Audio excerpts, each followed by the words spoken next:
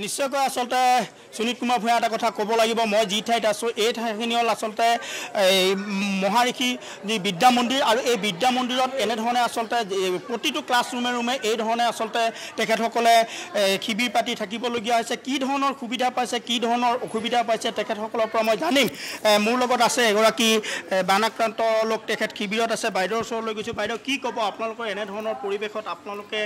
নিজৰ ঘৰখন এই ধৰণে আছে কি ক'ব এই মুহূৰ্তত ধৰণৰ সুবিধা পাইছে ৰেচন পাতি ঠিকে পাইছে নে স্বাস্থ্য সেৱা আপোনালোকে পাইছে নে শিশু খাদ্য পাইছে নে আমাৰ আজি এই শিবিৰত থকা 3 দিনেই হ'ল আৰু এই 3 দিনত আমি মানে তেনেকৈ যিখিনি আমি পাব লাগে পোৱা নাই কাৰণ আমাৰ শিশুসকলেতো আজি দুপৰীয়াহে মানে বিস্কুট পেকেট পানী এবটলৰ মানে আহাৰ যোগাৰ পাইছে কিন্তু কি বুলি কয় আমাৰ যিখিনি আমাক দিব লাগিছিলে চৰকাৰে সেইখিনি আমাক সুবিধা মানে দিব পৰা নাই বুলিয়ে কৈছোঁ আৰু কাৰণ আমাৰ ইয়াত বহুত সংখ্যক মানুহ আছে প্ৰায় হাজাৰ 1200মান মানুহেই হ'ব আৰু তেওঁলোকৰ ভিতৰত মানে আমাৰ এইখিনি যিখিনি মানে মানুহ আমি শিবিৰত আছোঁ সেই মানুহখিনি এটাখিনি মানে দিন হাজিৰা কৰি খোৱা মানুহে এই মানুহখিনি মানে এনেকুৱা মানে বিপদত পৰিছে নাই ঘৰ আছে নাই দুৱাৰ আছে নাই মানে তেওঁলোকৰ পইচা পাতি আছে নাই মানে পিন্ধা কাপোৰৰ পৰ্যন্তলৈকে তেওঁলোকে তাৰমানে দুখত মানে একেবাৰে দুখত মানে কিছুমানে কান্দিয়ে আছে আৰু বৰ্তমান এতিয়ালৈকে কিন্তু আমাক আজিলৈকে মানে আমাৰ হেমন্ত ছাৰে অন্তত অকণমান আমাক খবৰ ল'ব লাগিছিল যে আমাৰ বিশেষকৈ পানীয়ে মানুহক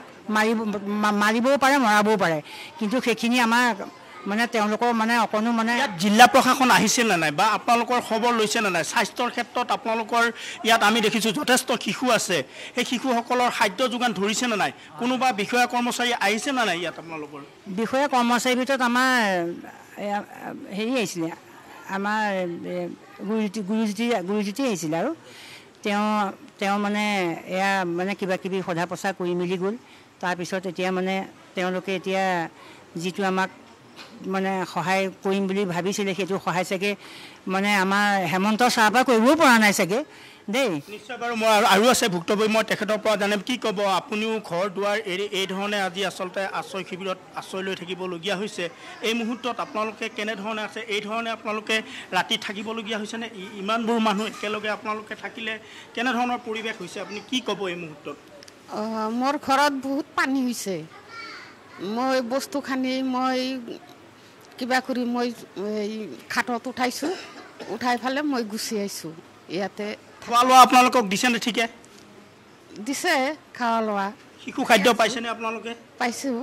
আৰু আছে মই ভুক্তভোগী তেখেতসকলক মই জানিম কি ক'ব এই মুহূৰ্তত আচলতে এই যিটো পৰিৱেশ এই পৰিৱেশটো আচলতে যথেষ্ট শিশু আছে আৰু যিধৰণে তেখেতসকলে ইয়াত আছে আশ্ৰয় শিবিৰত কেনেধৰণে আচলতে নিশ্চয় পৰিৱেশটো আপুনিও আছে ইয়াৰ ভুক্তভোগী কি ক'ব এই মুহূৰ্তত আচলতে সমগ্ৰ পৰিৱেশটো হয় নমস্কাৰ মই পোনপ্ৰথমে আপোনালোকক ধন্যবাদ জ্ঞাপন কৰিছোঁ প্ৰতিদিনে আপোনালোকে যে আমাক আহি বানপীড়িত ৰাইজৰ খবৰ লৈছে কথা হ'ল আমি মহৰ্ষি বিদ্যামন্দিৰ মঙলদৈ সমষ্টিৰ ভিতৰত অন্তৰ্গত মোৱামৰী পঞ্চায়তৰ আমাৰ ইয়াতে 700 মানুহ আছে প্ৰায় 170 ঘৰ মানুহ ইয়াতে আছে আৰু শিশু আমাৰ প্ৰায় 150 শিশু আমাৰ ইয়াতে 12 বছৰ তলৰ শিশুবিলাক আছে কথা হ'ল আমি শিশু খাদ্য আমি এতিয়ালৈকে পোৱা নাই আৰু আমাৰ বিভাগীয় কৰ্তৃপক্ষ ইতিমধ্যে আহিছে চাকৰি অফিচাৰ আহিছে খবৰ লৈছে আৰু আমাৰ মেইন বিভাগ আমাৰ যিটো গুৰুদাস আহিছে আৰু আমাৰ বসন্তৰাজ সন্মানীয় বিধায়ক মহোদয় আহিছে তেওঁলোকে খবৰ লৈছে আৰু তেওঁলোকে যেনেকুৱা ধৰণৰ আমাক খোৱা খাদ্য লাগে চাউল চেনি দালি চিৰা চব যোগান ধৰিছে মিঠাতেল যোগান ধৰিছে নিমখ যোগান ধৰিছে কিন্তু আমাৰ প্ৰব্লেম হৈছে আমাৰ শিশু খাদ্য আমাৰ 12 বছৰ তলৰ যিহেতু 100 মান আমাৰ ল'ৰা ছোৱালী আছে আৰু তেওঁলোকক শিশু খাদ্য দিব পৰা নাই চৰকাৰীভাৱে শিশু খাদ্য দিব পৰা নাই কিন্তু আমাৰ যিখিনি আমাৰ মোৱামৰী গাঁও অঞ্চলত আমি যিখিনি ল'ৰা যুৱ বন্ধুসকল আছোঁ আমি তেওঁলোকে লগ লাগি তেওঁলোকক বিস্কুট আৰু পানী যোগান ধৰিছোঁ বিস্কুট আৰু পানী তেওঁলোকক আমি যোগান ধৰিছোঁ আৰু চিৰা দাইল অসম চৰকাৰৰ পৰা যোগান ধৰিছে আমি গতিকে তেওঁলোকক আমি যিখিনি পাৰোঁ যোৱাকালি আপোনালোকে বিশ্বাস কৰিব আমি যোৱাকালি 2টা বজালৈকে আমি তেওঁলোকৰ ৰেচনবিলাক বিতৰণ কৰি আছোঁ আৰু যিখিনি ৰেচন আজি দিছিলে আজি আমি